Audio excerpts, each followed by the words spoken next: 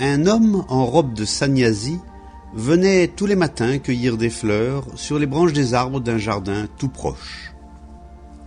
Les mains et les yeux remplis de convoitise, il cueillait toutes les fleurs à sa portée. Il s'apprêtait visiblement à les offrir à quelque image morte sculptée dans la pierre. Les fleurs étaient tendres et belles, à peine écloses sous le soleil du matin. Et au lieu de les cueillir avec délicatesse, il les arrachait d'un geste brutal, dépouillant le jardin de tous ses trésors. Son Dieu réclamait des fleurs à profusion. Une profusion de vie à l'intention d'une image morte figée dans la pierre. Un autre jour, je remarquai de jeunes garçons en train de cueillir des fleurs. Elles n'étaient pas destinées à un quelconque dieu. Ils bavardaient entre eux et arrachaient les fleurs sans même y songer, pour les jeter ensuite. Vous êtes-vous déjà surpris à faire les mêmes gestes? Pourquoi faites-vous cela? Tout en marchant, vous arrachez une brindille, vous l'effeuillez, puis vous la jetez. N'avez-vous jamais repéré ce genre d'action inconsidérée de votre part? Les adultes font de même.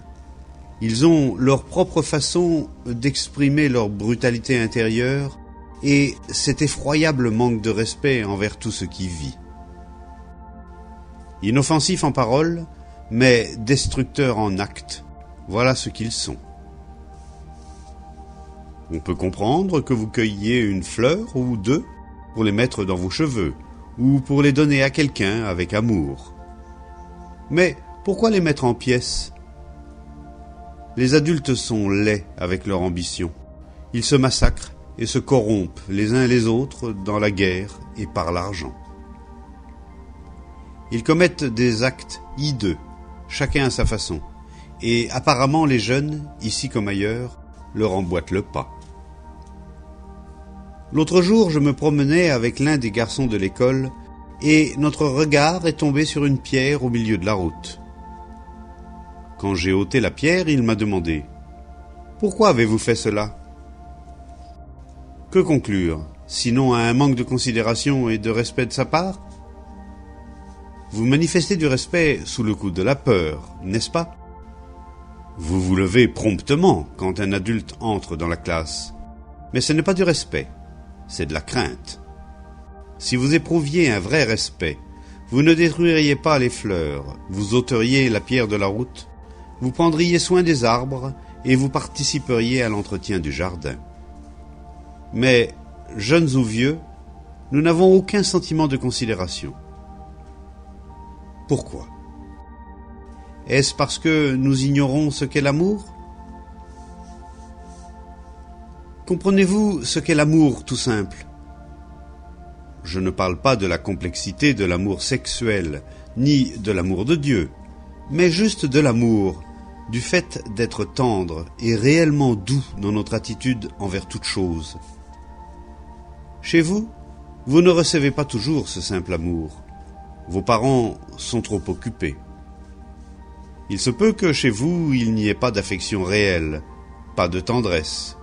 Et donc, vous arrivez ici avec ce capital d'insensibilité derrière vous. Et vous vous comportez comme tous les autres. Comment faire éclore la sensibilité? Pas question d'instaurer des règles interdisant de cueillir des fleurs, car lorsqu'il n'y a que des règlements pour vous freiner, la peur est là. Mais comment faire pour que naisse cette sensibilité qui vous rend attentif à ne faire de mal ni aux gens, ni aux animaux, ni aux fleurs?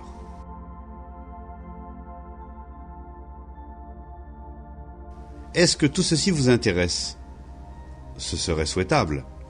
Car si vous ne trouvez aucun intérêt à être sensible, autant être mort. Et la plupart des gens le sont déjà. Ils ont beau prendre 3 repas par jour, avoir un travail, procréer, conduire une voiture, porter de beaux vêtements, la plupart d'entre eux sont morts, ou c'est tout comme. Être sensible, savez-vous ce que cela signifie? Bien sûr, cela veut dire éprouver de la tendresse envers les choses, intervenir quand on voit un animal souffrir, ôter une pierre du chemin parce qu'il est foulé partant de pieds nus, ramasser un clou sur la route pour éviter une crevaison à un automobiliste. Être sensible, c'est être ému par les gens, les oiseaux, les fleurs, les arbres. Pas parce qu'ils vous appartiennent, mais juste parce que vous êtes conscient de l'extraordinaire beauté des choses. Comment susciter cette sensibilité ?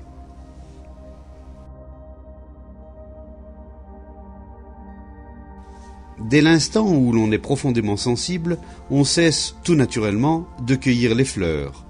On a un désir spontané de ne rien détruire, de ne faire de mal à personne. Autrement dit, d'éprouver réellement du respect, de l'amour. Aimer est la chose qui compte le plus au monde. Mais qu'entendons-nous par amour ? Quand vous aimez quelqu'un parce que cette personne vous aime en retour, ce n'est assurément pas de l'amour. Aimer, c'est avoir cet extraordinaire sentiment d'affection, sans rien demander en retour. Vous avez beau être très doué, réussir tous vos examens, avoir un doctorat et décrocher une belle situation, si vous n'avez pas cette sensibilité, ce sentiment de simple amour, votre cœur restera vide et vous serez malheureux pour le restant de votre vie. Il est donc essentiel d'avoir le cœur empli de ce sentiment d'affection, car alors vous ne détruirez pas, vous ne serez pas sans pitié, et il n'y aura plus de guerre. Alors vous serez des êtres humains heureux. Et parce que vous serez heureux, vous ne prierez pas, vous ne chercherez pas Dieu, car ce bonheur même est Dieu. Mais comment cet amour va-t-il naître ? L'amour doit, bien sûr, venir d'abord de l'éducateur, de l'enseignant.